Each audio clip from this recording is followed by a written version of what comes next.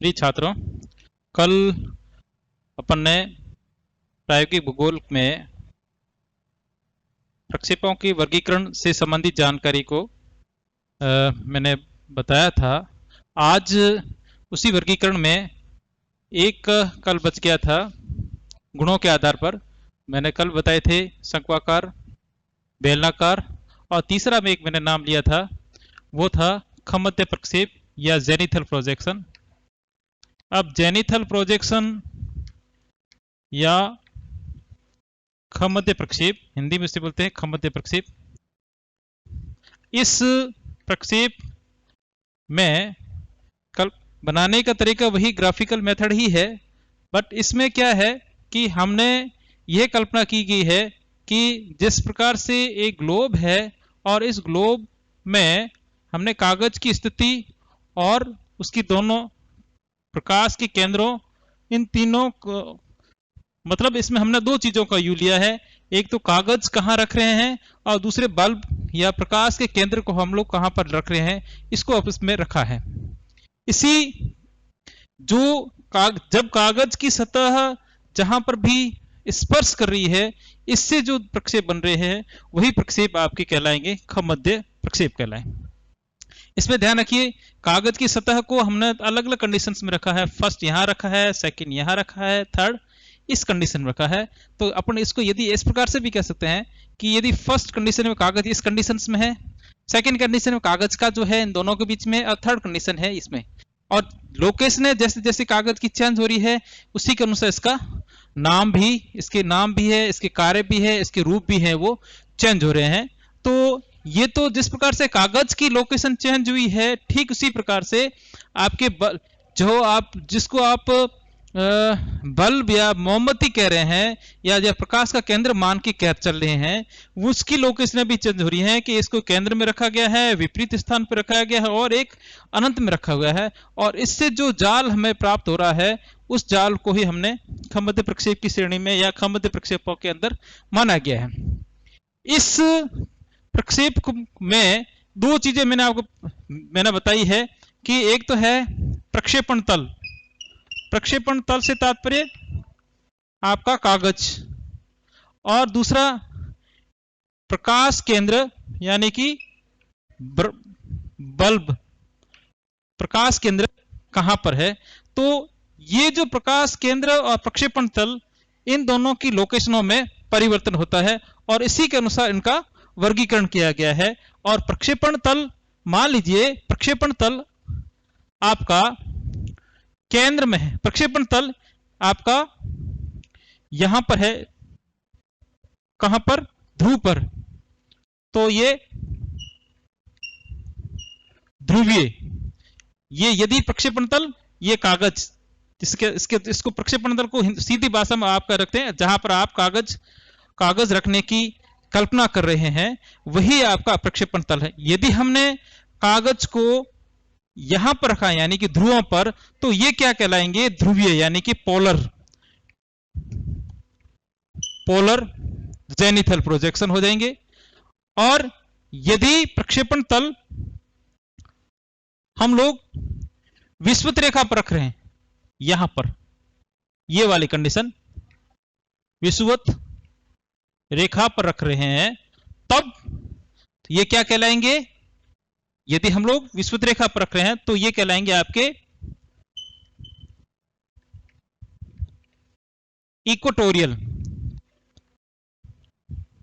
Equatorial zenithal projection. और कागज न तो ध्रुव पर रख रहे हैं और न ही ध्रुव पर रख रहे हैं, न ही विषुवत रेखा पर रख रहे हैं, यानी कि प्रक्षेपण तल न तो ध्रुव पर है और न ही आपके विषुवत रेखा पर है, इन दोनों के बीच में है, यानी कि यहां पर स्पेस कर रहे हैं। तो ये जो इस प्रकार की कंडीशन, तीसरी कंडीशन क्या होगी, दोनों के मध्य यानी कि विषुवत रेखा दोनों के मध्य, तब ये कहलाएंगे आपके त्रियक या ओब्लिक या त्रियक प्रक्षेप। तो अब कितने बने, प्रक्षेपण तल के अनुसार जो खमध्य प्रक्षेप बनते हैं वो तीन इस प्रकार से बनते हैं। फर्स्ट, पोलर जेनिथल प्रोजेक्शन यानी कि ध्रुवीय मध्य प्रक्षेप।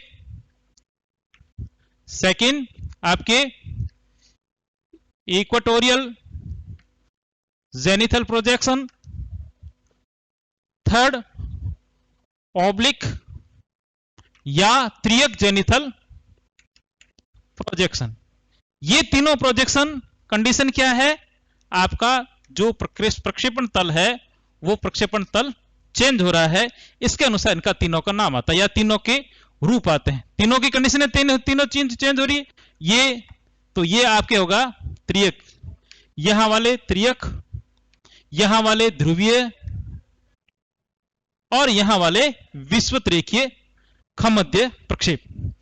तो प्रक्षेपण तल के अनुसार यह तीन, ठीक इसी प्रकार आपका इस ग्लोब में प्रकाश के केंद्र या नेत्र जिसे कहते हैं, जो आपका जहां पर हम लोग बल्ब रखने की कल्पना कर रहे हैं वो कंडीशंस है। तो इसमें भी तीन प्रकार की कंडीशंस है। फर्स्ट कंडीशन, जब यदि आपका जो प्रकाश या बल्ब है या जो आपका जहां पर जिसके लिए आप कल्पना कर रहे हैं, यदि बल्ब आप रख रहे हैं कहां पर, ग्लोब के एकदम मिड में यानी कि सेंटर में, तो ये कहलाएंगे केंद्रीय, या यदि हम लोग इसको रखते हैं केंद्र में, बल्ब कहां पर रख रहे हैं, केंद्र में, तो क्या कहलाएंगे, केंद्रीय ध्रुवीय, केंद्रीय खमध्य, इंग्लिश में कहेंगे इसे GNOMO, नोमोनिक जेनिथल प्रोजेक्शन। यदि ये कब होगा, जब आपका प्रकाश का केंद्र ठीक इसके बीच में है, बल्ब के एकदम बीच में होगा, ये होगा, इसे कहेंगे केंद्रीय या आपका नोमोनिक जेनिथल प्रोजेक्शन। इन केस यदि आपने प्रकाश का केंद्र यानी जो आप जिस बल्ब की कल्पना कर रहे हैं, जो कागज या प्रक्षेपण तल है उसके विपरीत दिशा में, फॉर एग्जांपल यदि आपकी सीट कागज या प्रक्षेपण तल है, या जो आप जहां पर कागज रख रहे हैं यहां रख रहे हैं, तो प्रकाश का केंद्र यहां रखने की कल्पना करेंगे। यदि आप यहां रखे हैं तो यहां रखने की कल्पना करेंगे, और यदि यहां रख रहे हैं तो यहां रखने की कल्पना करेंगे, यानी कि विपरीत स्थल पर। तो यहां पर क्या कहलाएंगे, प्रकाश का केंद्र विपरीत स्थान पर। तो विपरीत स्थान वाले, यदि यहां पर मान लीजिए मैंने यहां से यहां रखा, यहां से यहां रखा, और यही यहां से यहां रखा, तो तीनों कंडीशन में इसके ठीक विपरीत इस कंडीशन में, तो ये कहलाएंगे आपके त्रिविमीय, या इसे लिखेंगे स्टीरियोग्राफिक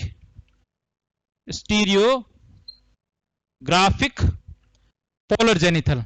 स्टीरियोग्राफिक पोलर भी हो सकता है, स्टीरियोग्राफिक आपके विषुवत रेखी भी हो सकता है। तीनों कंडीशन, दो कंडीशन होगी किसके अनुसार, आपके जो जिस बल्ब की आपने कल्पना की है उस कल्पना के अनुसार दो कंडीशन। तीसरी कंडीशन, आपने बल्ब यहां रखा, बल्ब विपरीत स्थान पर रखा। एक होता है अनंत में, जिसे कहते हैं बहुत ज्यादा दूरी, जिसका कोई आसपास में कहीं पर, तो यदि आप बल्ब अनंत में रखने की करते हैं, तब क्या कंडीशंस होगी, अनंत से आने वाली जो रेज होगी वो एकदम सीधी सीधी आएगी। तो इस वजह से ये हो जाएगा आपके ऑर्थोग्राफिक, या हिंदी में लिखना चाहें तो लंब कोणीय प्रक्षेप, हिंदी में, इंग्लिश में इसे कहते हैं ऑर्थोग्राफिक प्रोजेक्शन। तो तीन कंडीशन तो ये आपके प्रक्षेपण तल के अनुसार, और तीन ही कंडीशन भी प्रकाश केंद्र के अनुसार, प्रकाश का जो केंद्र आप रख रहे हैं, जिस केंद्र की कल्पना कर रहे हैं उस कंडीशन। और जब ये तीनों आपस में मिलेगी तो 9 प्रकार के प्रक्षेपों का निर्माण होगा।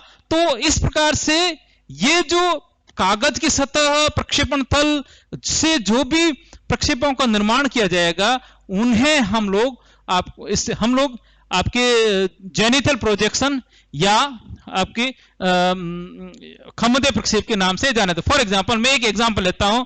यदि मैं केंद्रीय लेता हूं, मैंने बल्ब रखा है केंद्र में, और तीनों कंडीशन में क्या होगा, तो यदि मैं यहां पर रखता हूं तो फर्स्ट होगा पोलर नोमोनिक। मैंने बल्ब कहां रखा, केंद्र में, तो यहां लोग इसका नाम होगा gnomonic, gnomonic polar zenithal projection first. फिर हो जाएगा नोमोनिक ऑब्लिक जेनिथल प्रोजेक्शन, और नोमोनिक इक्वेटोरियल जेनिथल प्रोजेक्शन। इस प्रकार से हर एक की तीन तीन कंडीशंस, और तीन कंडीशन आपस में बनेगी तो 9 प्रकार के प्रक्षेपों का निर्माण होगा। तो ये जो प्रक्षेप कहलाएंगे, इस प्रकार के प्रक्षेप होंगे, ये प्रक्षेप कहलाएंगे खमद्य प्रक्षेप। ये जब अपन आगे पढ़ेंगे तब इनका निर्माण आता रहेगा। दो कंडीशन अपन ने पढ़ी, रचना के अनुसार पढ़ लिया अपन ने, प्रकाश के अनुसार इसका अपन ने पढ़ लिया, वर्गीकरण पढ़ लिया। तीसरा जो और अपना रचना गुणों के आधार पढ़ लिया।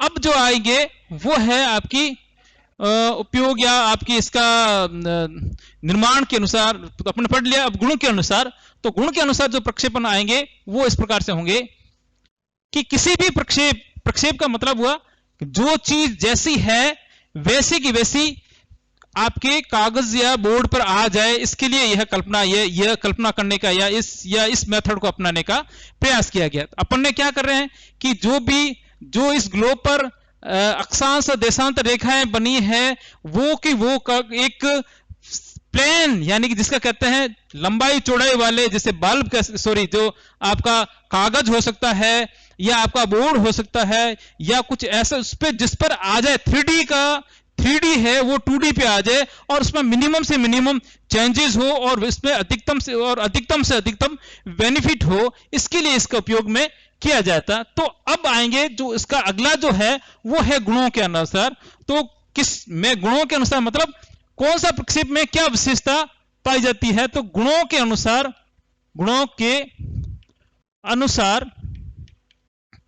प्रक्षेपों का वर्गीकरण। तो गुणों के अनुसार सामान्यतः किसी भी प्रक्षेप में 3 से 4 गुण होने पर कोई भी प्रक्षेप अपने आप में पूर्णतः गुणवान नहीं होता है, कोई न कोई मिस्टेक्स इसमें होती है। तो पहले जो सामान्यतः जिन चीजों की हम लोग डिमांड करते हैं जिससे अधिकतम से, तो पहला आता है शुद्ध आकृति। शुद्ध आकृति से तात्पर्य कि जो आकृति, जैसी आकृति ग्लोब पर है वैसी की वैसी आकृति आपके इस प्रक्षेप पे आ जाए। क्योंकि मान लीजिए आपके ग्लोब में ये आपके राजस्थान का मैप इस प्रकार से है, और राजस्थान का मैप ग्लोब पर इस प्रकार से है, और मैप पर जैसा मैप इस ग्लोब पर है वैसा यहां आ जाए, तब तो उसकी आकृति है शुद्ध आकृति। तो ऐसे प्रक्षेपों को कहेंगे, अर्थात ग्लोब पर जो आकृति है वो आकृति इसमें आ जाए, तो ऐसे प्रक्षेपों को कहेंगे शुद्ध आकृति प्रक्षेप या होमोलोग्राफिक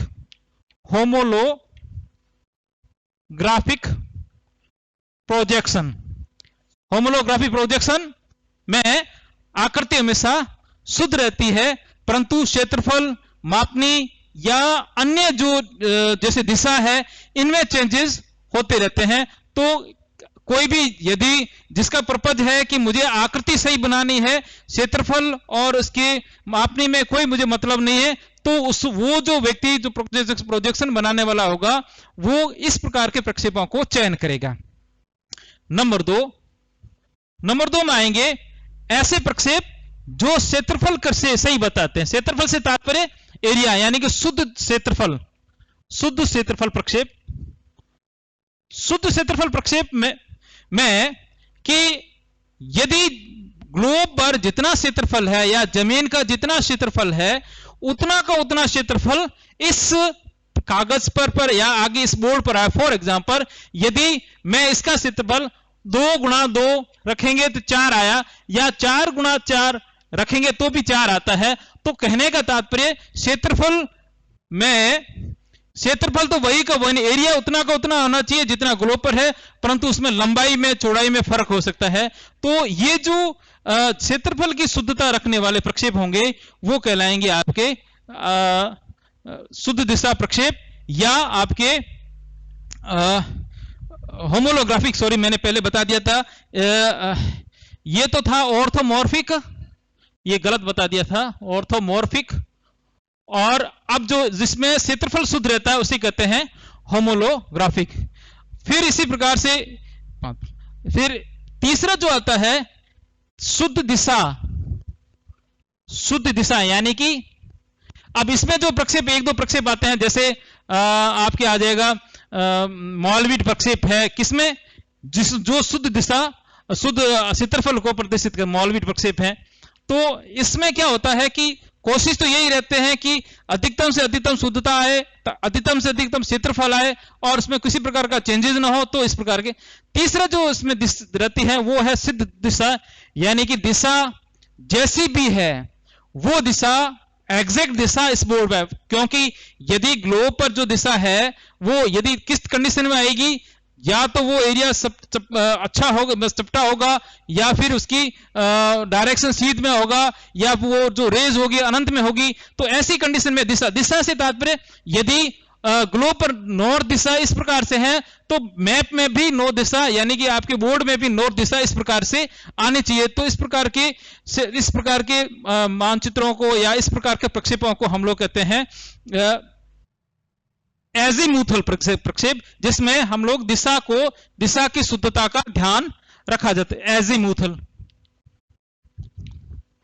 तो इस प्रकार से फिर भी इसके अलावा भी हम लोग कोशिश तो यही रहती है कि इसमें शुद्ध मापनी रहे, मापनी में भी किसी प्रकार की चेंज ना हो, शुद्ध क्षेत्रफल के बाद शुद्ध आकृति होगी। तो ये जो किसी भी प्रक्षेप में ये यदि गुण है तो वो प्रक्षेप अपने आप में शुद्ध माना जाता है। परंतु किसी भी प्रक्षेप में एक चीज सही होगी तो बाकी चीजें चेंज होगी, या दिशा शुद्ध होगी, या मापनी शुद्ध होगी, या फिर किसी बाकी सभी चीजें होगी वो अशुद्ध होगी, क्योंकि बनाने वाला अपने पर्पज से इसको बनाता है।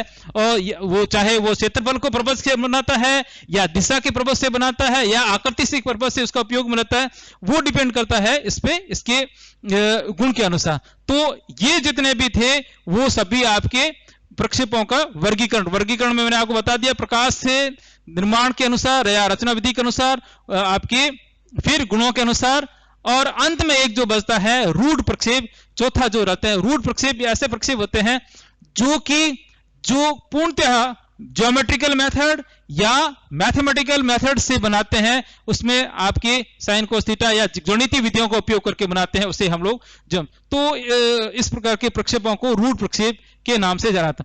तो प्रक्षेपों का वर्गीकरण आज यहां समाप्त हो जाता है। अगली क्लास में हम लोग लेंगे आपके शंक्वाकार प्रक्षेप। शंक्वाकार प्रक्षेप में जो पहला है एक मानक शंक्वाकार प्रक्षेप।